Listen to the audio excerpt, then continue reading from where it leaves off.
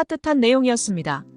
현실에서는 이런 사람들을 만난 적도 없고 만나기도 힘듭니다. TV의 다큐에서나 만나볼 따뜻한 이야기예요. 주인공 오수림은 이중 거주자입니다. 원더그랜디움에서는 모질이, 순례주택에서는 최측근. 제가 스웨덴 시절 이야기인데요. 거기는 집시들도 있고 구걸만 하는 사람도 있습니다. 스웨덴은 현금을 쓰지 않아서 이런 사람들의 벌이가 없거든요. 스웨덴 교회에서 아이가 세뱃돈을 받았는데 그걸 구걸하는 사람에게 덥석 준 적이 있습니다. 구걸하는 사람들이 우리 차문을 두드리더군요. 창문을 잠궜습니다. 창문 하나로 저 세상과 우리는 단절되었습니다. 교육학에서도 말을 물가에 데리고 가지만 물을 마시는 건 말 자신이라고 가르칩니다. 우리나라는 결혼, 육아 등 부모님들께 의지하는 경우가 많은 것 같아요. 외국은 좀 다른 것 같습니다. 예전에는 우리나라에서도 집이 힘들면 중고등학생이 일을 해서 부모님들을 도와드리곤 했습니다. 제가 아는 어떤 부모는 아이에게 어릴 때부터 하고 싶은 것 다 해주고 신발끈 다 매주고 그랬다는데요. 그 아이는 지금 은둔형 외톨이가 되었습니다. 내적으로 빈곤한 사람들은 독립이 두렵고 마음에 불만이 많은 것 같아요. 유학생활할 때 집에서 지원을 받으며 부유하게 사는 사람이 있었는데요.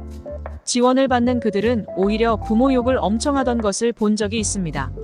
저도 미국 주식, 재테크에 신경을 쓰니 글도 안 쓰게 되고 책도 안 읽게 됩니다. 삶의 균형이 없어지고 한쪽으로 기울면 삶이 피폐해지는 것 같습니다. 순례주택에서는 먹고 스스로 치우고 라면을 채워두고 하는 규칙들이 있습니다. 동물들도 부모와 자녀들의 영역이 있고 자기들만의 규칙이 있습니다. 경계를 다들 알고 있는데 늘 경계의 부근에서 마찰이 생기는 것 같습니다. 배려는 남의 입장에서 생각하고 깊이 이해하는 일인 것 같아요. TV에서 판자촌에서 일부러 1년을 지낸 사람을 본 적이 있습니다. 판자촌이 아직 우리 사회에 있다는 것이 마음이 아팠고 1년간을 거기 살았다는 것이 놀라웠습니다.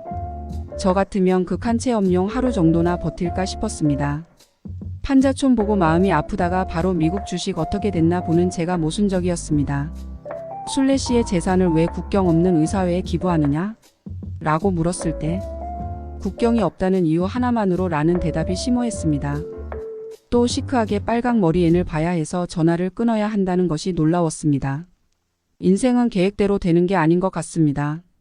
어떤 일로 누구를 만나느냐에 따라서 인생이 바뀝니다.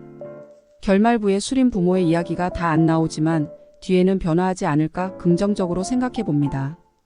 우리 사회에는 힘든 사람들이 많고 그들을 배려해야 하는데 아이들에게도 그런 의식이 전달해줘야 하는데 어려운 것이 현실입니다.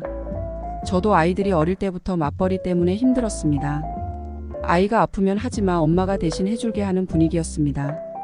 아이가 아플까봐 독립을 시키지 못한 부분들이 있었습니다. 그러다 보니 아이들이 분리도 잘 안 되고 자기 할 일을 잘 하지 못하는 감이 있어요. MZ들과 일을 하려다 보니 회사에서 퇴직한 사람을 다시 데려다가 쓰는 경우가 많습니다. 대학 교수에게 들었는데 애를 취직시켰더니 결제를 받으러 가기 싫다고 부장님이 바쁘면 직접 오면 안 되냐고 했다고 합니다. 또 MZ들이 5분 늦게 출근해도 윗선에선 말도 하지 않는다고 합니다. 그런 걸 보면 내 아이들이 나가서 잘 할 수 있을까 걱정됩니다. 응답하라 시리즈를 엄청 좋아하는데 이 책을 보니 그 이야기들이 생각났습니다. 제가 어릴 때에는 공부를 못하는 애들도 있었고 잘하는 애도 있었고 그런 것들이 어우러져서 예쁜 세상이었는데요.